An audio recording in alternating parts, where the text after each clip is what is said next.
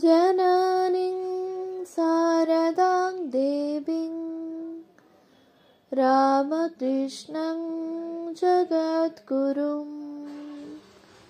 पादपद्मे त्वया श्रित्वा प्रणमामि मुहुर्मुहुः। দেবী শারদামণি পূজনীয় স্বামী নির্লেপানন্দজি মহারাজের রচনা গ্রন্থ থেকে পাঠ। দেবী শারদামণি ত্বমেকা পরব্রহ্ম রূপেণ সিদ্ধা। স্বামী নির্লেপানন্দ, উদ্বোধন, রামকৃষ্ণ মঠ, বাগবাজার। প্রথম উদ্বোধন সংস্করণ। শ্রী শ্রী মা সারদা দেবীর পূর্ণ জন্মতিথি 22 ডিসেম্বর 2024, 2M to C। গ্রন্থস্বত্ব রামকৃষ্ণ মঠ, বেলুর মঠের সংঘাধ্যক্ষ কর্তৃক সর্বস্বত্ব সংরক্ষিত। প্রকাশক স্বামী নিত্যমুক্তানন্দ, রামকৃষ্ণ মঠ, বাগবাজার। উদ্বোধন 1 নম্বর উদ্বোধন lane, Kolkata 3। মুদ্রক D&P graphics private limited, 143 old Jessore road, Ganganagar, Kolkata 7,132,। প্রচ্ছদ তন্ময় দাশগুপ্ত। ISBN 978-81-980-689-27। উৎসর্গ আমার আস্ত হাবাগোবা মস্ত হৃদয়বতী মা শরৎ কুমারী মিত্রকে শ্রী মায়ের এই স্মৃতিটুকুর সঙ্গে জড়িত রাখলাম। ডাকনাম গনু, অমর কথামৃত তৃতীয়। একটি ছোট পরিচ্ছেদীয় শিরোনামায় গনু, উনি ওই দ্বিতীয় ভাগের গণী। মাস্টারমশায়ের ডায়েরিতে গনুর কাশীপ্রাপ্তির দিন সন উল্লেখ আছে। ঠাকুরের কথা মতো শ্রীমতী হাড়মাসের খাঁচার আলোকচিত্র একেবারেই তোলাননি। তার রূপরেখাবিহীন নামটি মাত্র রয়ে গেল। আধুরে নাম। শ্রী রামকৃষ্ণ কর্তৃক কি গণ্য হয়ে রইলেন? লুকিয়েও কা তু। যুগবাণী। আমায় তিনি বলেছিলেন নিষ্কাম কর্ম করিবে, তবে চাহিবার পক্ষে শুধু ভক্তি প্রেম চাহিবে। বিষয় হইলেই গোল, তাই তিনি বিষয় বিরক্ত। শ্রী শ্রী মা। শ্রীমর প্রতি 2রা ভাদ্র 1304 পত্রাংশ। প্রকাশকের নিবেদন। শ্রী শ্রী মাই আমাদের সকলের আশ্রয়। তাঁর জীবন ক্ষিতি পাবনী জাহ্নবী জলধারা। প্রবল কর্মস্রোতের মাঝেও শ্রীমুখে সদাই যোগজা শান্তি বাড়ি। তাই সেই পূত জীবনের স্মরণ মনন অনুধ্যানরূপ উপাসনার্থেই দেবী শারদামণি পুস্তিকাটির পুনঃপ্রকাশনা। স্বামী নির্লেপানন্দজির কার্তিক বা কাতু চিন্তন ও লেখনীর এক অনবদ্য নিদর্শন এই পুস্তিকা। পূর্বাশ্রমে তিনি শ্রী শ্রী মায়ের অন্তরঙ্গা যোগিনমার নাতি ছিলেন। সেই সূত্রে শৈশব থেকেই শ্রী শ্রী মায়ের কাছে তাঁর আসা যাওয়া। 1906 সালে মাকে প্রথম দর্শন, পরবর্তীকালেও মায়ের সান্নিধ্য লাভের সুযোগ তাঁর হয়েছে, বিশেষ করে মায়ের মহাসমাধির প্রাগলগ্নে। শেষের 5-6 বছর খুব ঘনিষ্ঠভাবে সন্নিকটে উদ্বোধনে দিবারাত্র যাপন করবার সৌভাগ্য ঘটেছিল। বলতে গেলে স্বীয় গর্ভধারিণীর মতো করেই তিনি শ্রী শ্রী মাকে কাছে পেয়েছেন। তাই শ্রী শ্রী মাকে নিয়ে তাঁর এই স্মৃতিলিপি আমাদের কাছে এক বিশেষ সম্পদ।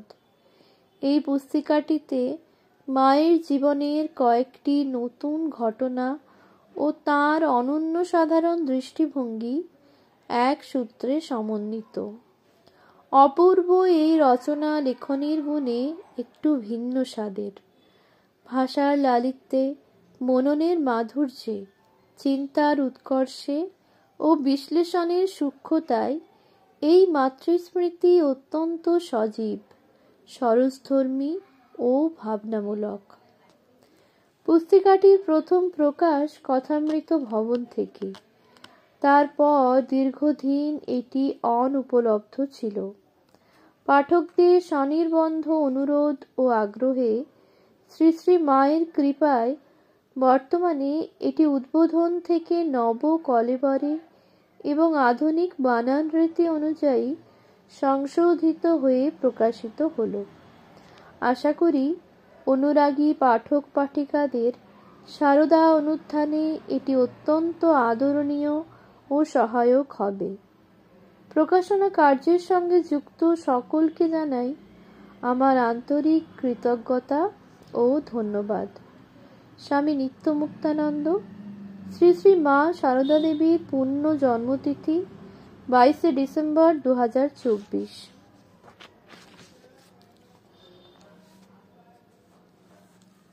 লক্ষ্য: পতি-পত্নীর প্রেমের পশ্চাতে ব্রহ্মরস বিদ্যমান। শুভ্রশির উপনিষদ মানব সভ্যতার প্রথম প্রভাতে এই কথাই তো বলতে চেয়েছেন মানব কুলকে।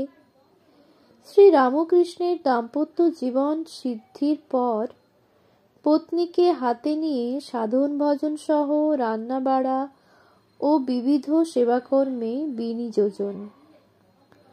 সারদা গঠনে এই তো তাঁর পদ্ধতি, এই তো তাঁর প্রক্রিয়া।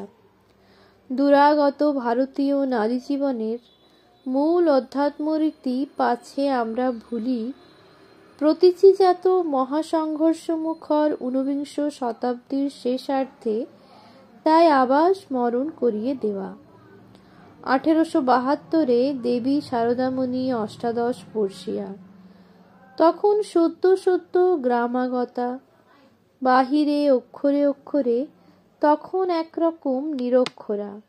প্রকৃত বাংলা একটু শেখা পরে, কিন্তু মনের কত বড় উচ্চ পরিমার্জিত, সুসংস্কৃত, সুসংশোধিত এবং একই সঙ্গে সুশিক্ষিত বলবই বা না কেন অবস্থা হলে মত্ত করি মনকে কত পরিমাণ করায়ত্ত করতে পারলে স্বামীকে অনায়াসে নিভৃতে একান্তে হৃদয়ের অন্তঃস্থল থেকে বলতে পারা যায়, আমি কখনোই তোমাকে উচ্চ স্তর থেকে নিম্নভূমিতে নামাতে আসি নাই।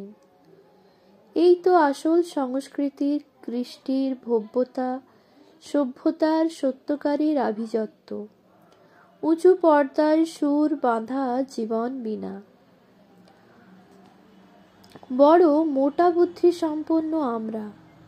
রামকৃষ্ণ সারদা জীবনের কতটুকুই বা বুঝি। স্বামীজি সূক্ষ্ম দৃষ্টি মূলে বলেছেন, ঠাকুরের প্রভাব ভিন্ন ভিন্ন গ্রহে লোক লোকান্তরে পর্যন্ত পৌঁছায়। তার কতটুকু তার জানিস? তোরা কতটুকু তার জানিস? তা যদি হয়, দক্ষিণেশ্বর জয়রামবাটি তো এ পাড়া ও পাড়া মাত্র। ভোলানাথ শ্রী রামকৃষ্ণ যখন জগতের মার দেখা পান, তখন প্রিয় পরিবারের কথা ভুললেন না। একেই বলে প্রেম, সত্যিকারের আঁতের টান। সে বালিকা দেশে আছে, তারও মন থেকে কামরস ধুয়ে মুছে ফেলে দে, নইলে আমার কি উপায় হবে তুই সহায় না হলে। চিত্তে চাপা দায়িত্ববোধ ছিলই। নারীকেও তুলতে তিনি যে এসেছেন, নারী নিয়ে ফাঁকা আন্দোলন প্রচার তার রুচির বাইরে। বলেছেন, যদি বিয়ে না হতো লোকে বলতো গরিব পুজুরি বামুন। বিয়ে নেই তো ব্রহ্মচর্যে বাহাদুরি কি? 1872 সনে যখন তিনি 37, বুঝলেন পূর্বেকার ব্যাকুল প্রার্থনা মঞ্জুর। হাতে হাতে তখন প্রমাণ এলো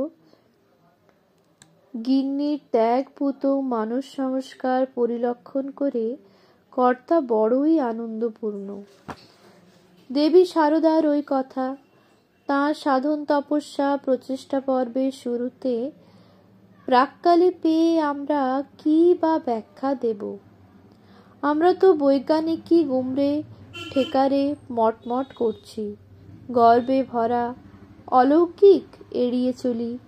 আমরা বুঝি এ মেয়ে তো সামান্য নন, সাধারণ গড়পড়তা নন, সিদ্ধির পর তো এ কথা। এই দৃষ্টিভঙ্গি আশা করা যায়।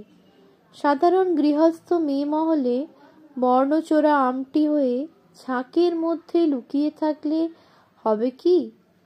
নারী সাধুদের আখড়া পরিবেষ্টনী মধ্যে না থাকলেই বা কি? ভবিতব্য বা শ্রী ভগবান ওকে যে আঙুল দিয়ে চিহ্নিত আলাদা করে রেখেছেন, এই ক্ষণটাতেই তো মায়ের অসাধারণত্ব, মায়ের আসল শক্তিস্থান।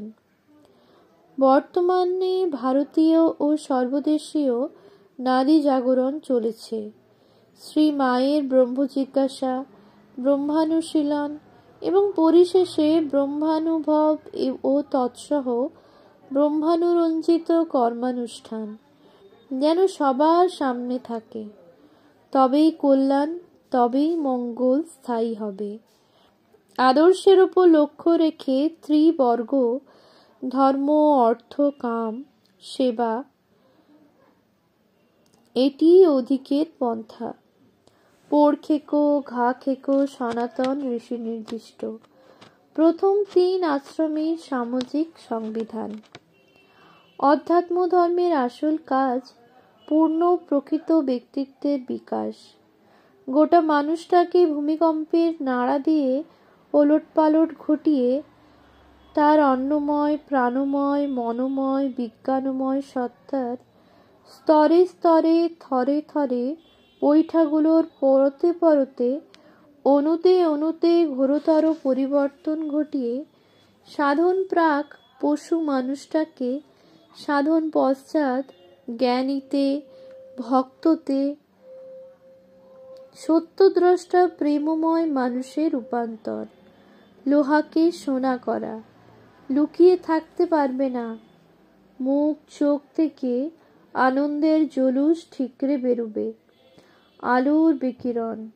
একটু তলিয়ে তার চলাফেরা, ব্যবহার লক্ষ্য করলে সব ধরা পড়বে। মানবের ভেতর শেষে মহামানবতা হাতে নাতে টের পাওয়া যাবে।